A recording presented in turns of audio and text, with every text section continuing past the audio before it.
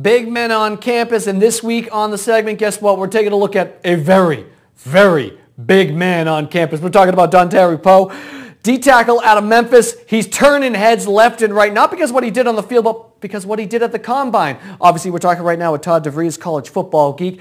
Todd, who is Poe? I have no idea who this kid is.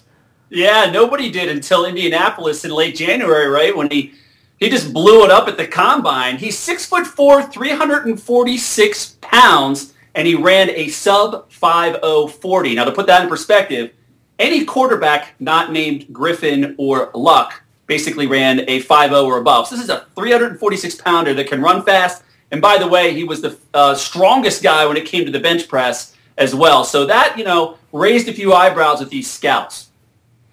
Going to say, if they raised a few eyebrows with the scouts, but, obviously these are just, lifting and running. What did he do on the field? What did he do at Memphis?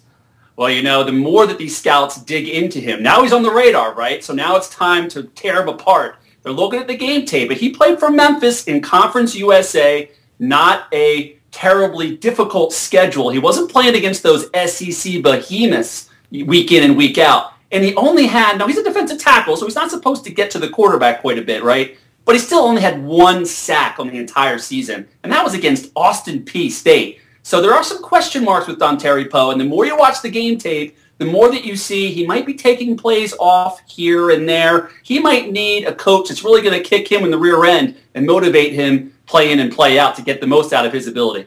Yeah, but if he's on a team that's going to be surrounded with great guys, that's obviously going to help him out a little bit, it could help him to take it to the next level, right?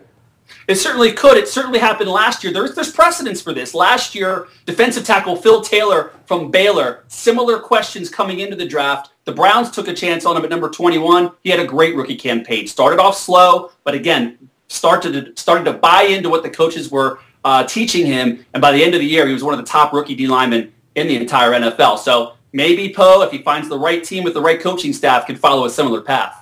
All right, as always here on Big Men on Campus, we want to hear from you. What do you think about Poe? Here's what a lot of you guys are saying out there. Pretty interesting words from Nevy saying, please stop buying in on the Dontari Poe hype. He had one sack at Memphis last year at Conference USA. Memphis, obviously the Cowboys are one of those teams that are looking at Poe. What do you think about Nevy? Is he right? I have to agree with him. I always get a little skeptical of these dreaded workout warriors. You don't hear anything about them all season long. They have a great combine, and suddenly they're a first-round pick. Very skeptical of that. I would shy away if I were teams with Dontari Poe, at least until maybe the late first round or second round.